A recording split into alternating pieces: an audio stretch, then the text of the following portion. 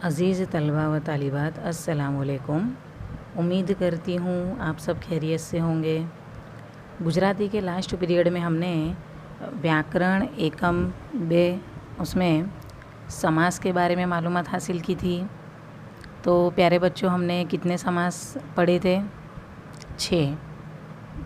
6 समास आपको अच्छी तरह समझ में आ गए होंगे और उम्मीद करती हूँ कि जो स्वाध्याय मैंने PDF के ज़रिए आपको दिया था वो भी आपने नोट में लिख लिया होगा। तो बच्चों, अब आगे बढ़ते हुए आज हम दूसरे टॉपिक की तरफ गौर करेंगे, जो कि है निबंध। अब आप सोचोगे कि निबंध तो अब हमेशा हम लिखते ही आ रहे हैं, तो इसमें समझने की क्या ज़रूरत है। लेकिन अभी तक जो आप निबंध लिखते आ रहे थे और अब जो बोर्ड की एग्ज़ाम में आप निबंध लिखोगे उसमें काफ़ी फ़र्क होने वाला है। अभी तक आप बिना सोचे समझे ही निबंध लिखते थे, लेकिन अब हम निबंध लिखने में किन किन चीज़ों का ख्याल रखना है, किन बातों का ख्याल रखना है, वो समझकर अब हम ज़्यादा से ज़्यादा मार्क हासिल करने की कोशिश करेंगे। तो सबसे पहले हम निबंध का महत्व समझेंगे। तो निबंध का महत्व समझाते हुए मैं आपको बता दूं कि SSC બોર્ડની પરીક્ષામાં વિભાગ D અર્થગ્રહણ લેખનમાં નિબંધ 8 ગુણનું महत्व धरावे छे। क्या लिखा है कि आपकी जो SSC बोर्ड की जो फाइनल एग्ज़ाम होगी उसमें गुजराती के प्रश्न पत्र में जो आखिर का जो विभाग D होता है, जिसका नाम है अर्थग्रहण और लेखन, इसमें पूरा व्याकरण विभाग आता है। तो जिसमें जो निबंध है वो 8 मार्क्स के पूछे जाते हैं। तो ये 8 मार्क्स की वजह से आपके लिए इसका बहुत ही महत्व है। निबंध आपके लिए बहुत अहमियत रखता है। तो आपको ये 8 में से ज़्यादा मार्क्स हासिल हो सके ऐसी कोशिश आपको करनी है। और ये 8 मार्क्स आपको कब हासिल होंगे? तब बराबर जब आप नियम के हिसाब से और जो ध्यान देने वाली बातें हैं उनको ध्यान में रखकर अगर आप निबंध लिखोगे तो इंशाल्लाह आपके ज़रूर ज़्यादा से ज़्यादा मार्क्स निबंध में कवर होंगे। अब ये कैसे पूछे जाता है? तो 3 माथी 1 निबंध लखवानो होय छे। आपको 3 निबंध दिए होंगे, उसमें से जो भी एक अच्छे से आपको आता हो या जो आप लिखना पसंद करते हो वो एक निबंध आपको लिखना होता है। 3 होते हैं, उसमें से एक आपको पसंद करके लिखना है। आगे देखेंगे निबंध लखती वखते ध्यान में राखवाना मुद्दाओं।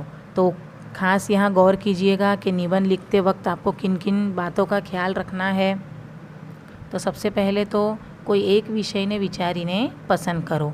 तो यहाँ अगर कोई जैसे कंपटीशन हो मिसाल के तौर पे और आपके मनपसंद विषय को लेकर अगर आपको निबंध लिखने को कहा जाए, तब सबसे पहले आपको एक विषय पसंद करते हो। लेकिन यहाँ अगर एग्ज़ाम के ताल्लुक़ से अगर बात करें तो एग्ज़ाम में आपको 3 ऑप्शन आएंगे और 3 में से आपको कोई एक विषय पसंद करना होगा।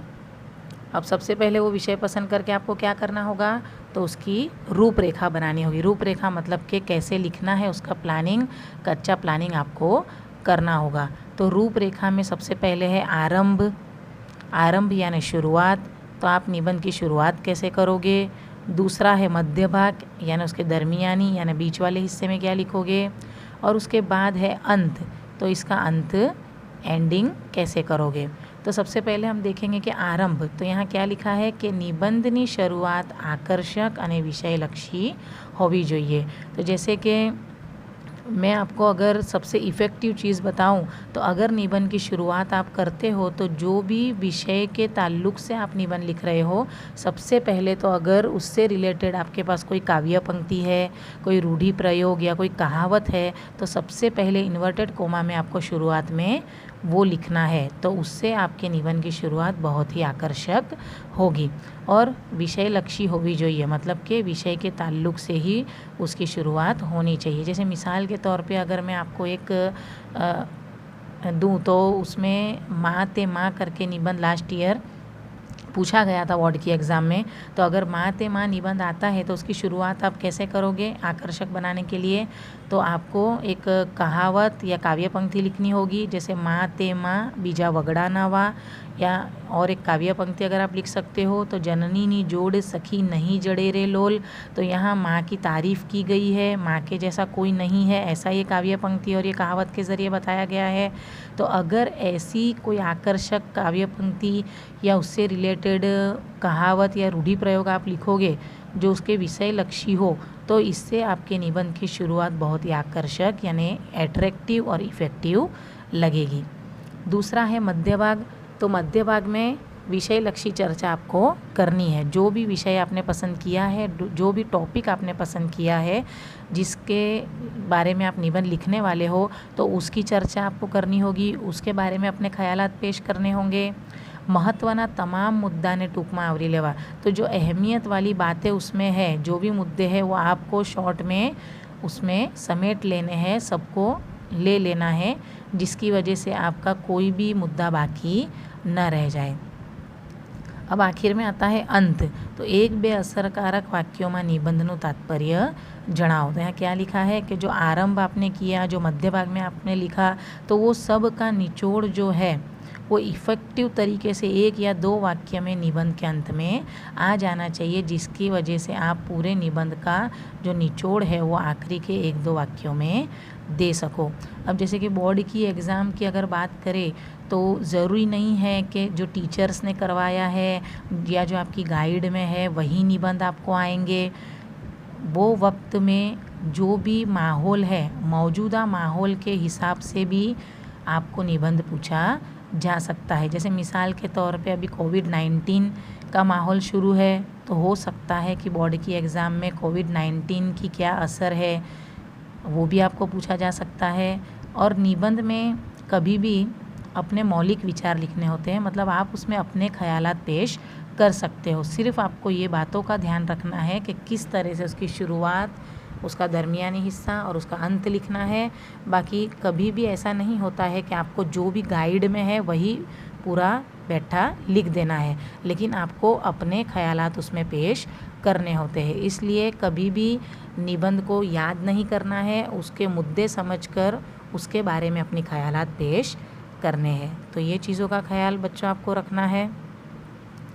आगे देखेंगे निबंध 4-5 परिच्छेद होवा જોઈએ निबंध में। अब परिच्छेद यानी पैराग्राफ, तो निबंध में 4 से 5 पैराग्राफ होने चाहिए। ऐसा नहीं कि शुरुआत की और कंटिन्यू इसे लिखते गए आखिर तक। बीच में जब मुद्दे बदलते हैं या विषय लक्षी चर्चा में थोड़ा तब्दीली आती है थोड़ी, तो उसमें पैराग्राफ होने चाहिए। उसके बाद है નિબંધની ભાષા વ્યાકરણની દ્રષ્ટિએ શુદ્ધ હોવી જોઈએ, સરળ શબ્દોનો ઉપયોગ થવો જોઈએ, યોગ્ય વિરામ ચિહ્નો મુકાવા જોઈએ।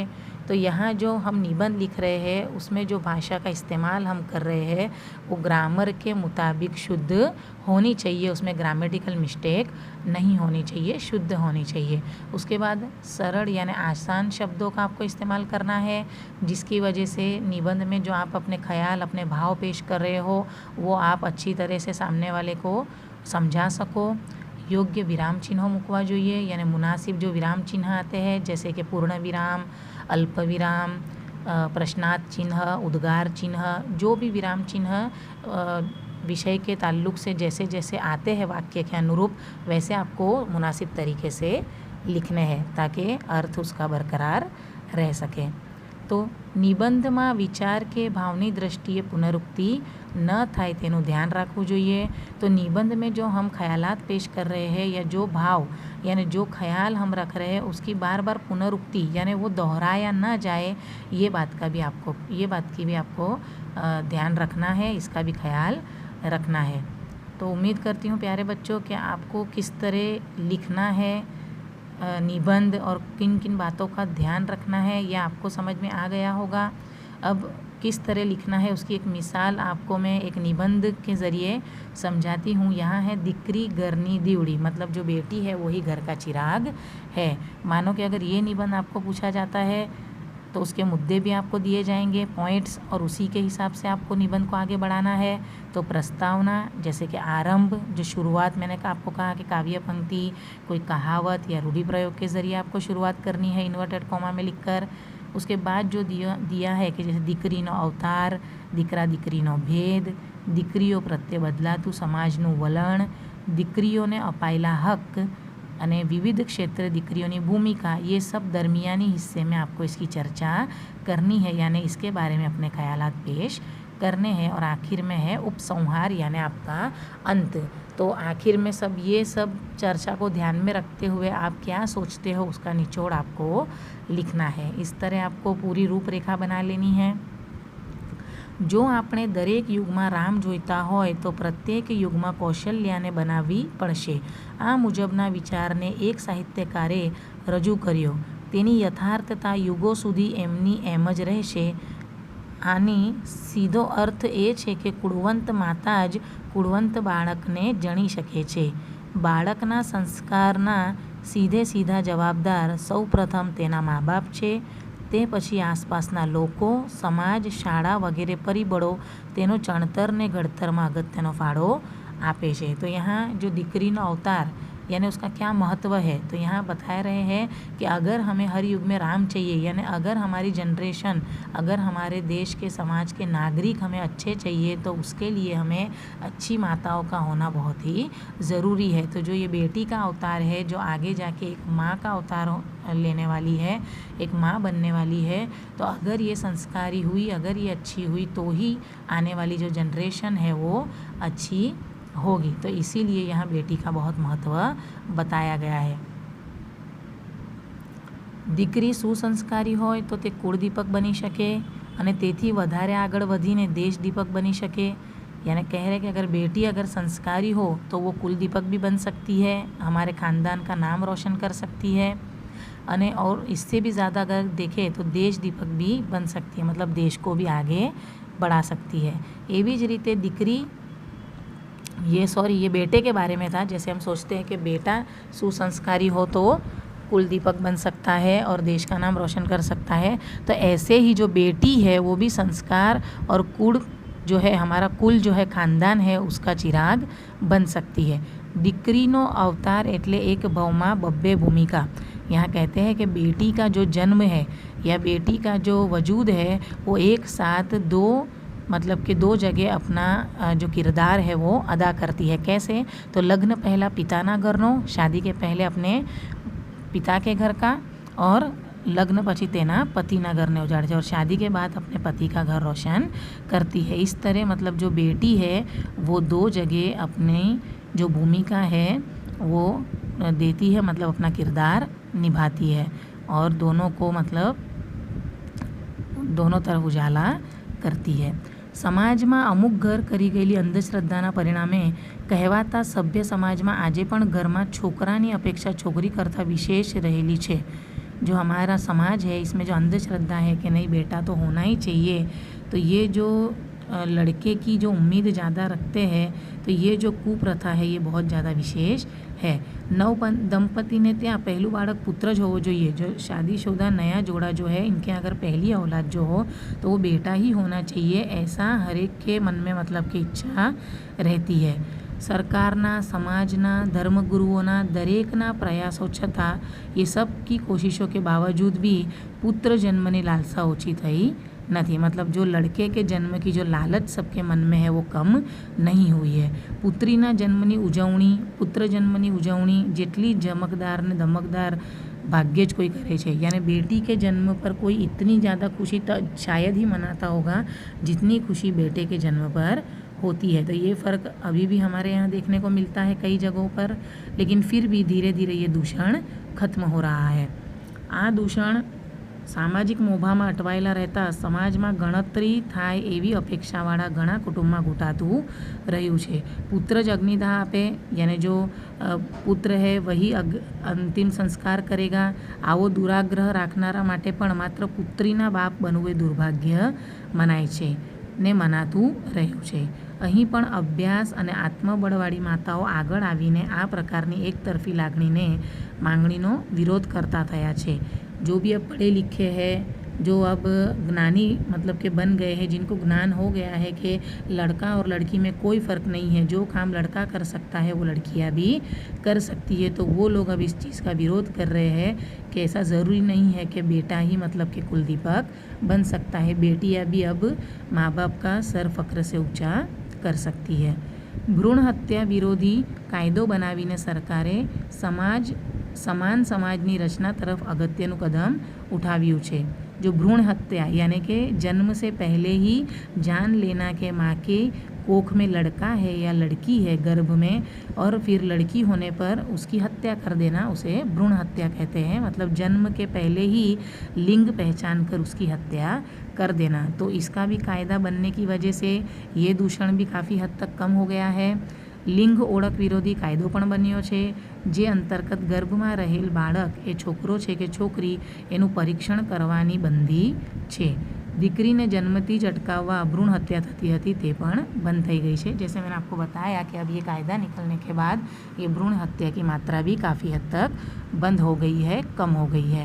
तो प्यारे बच्चों, आपने देखा होगा कि 4-5 पैराग्राफ में हम विषय लक्षी पूरी चर्चा करके जो निबंध है उसके बारे में चर्चा कर सकते हैं। तो इस तरह एग्ज़ाम में जो भी निबंध आए तो आपको ये सब बातों का ख्याल रखना है और शुद्ध और सुंदर अक्षर में निबंध लिखना है ताकि ज़्यादा से ज़्यादा मार्क आप हासिल कर सको। उम्मीद करती हूँ आपको समझ में आया होगा। नेक्स्ट पीरियड में दूसरा टॉपिक लेके मिलेंगे, तब तक के लिए अल्लाह हाफिज़।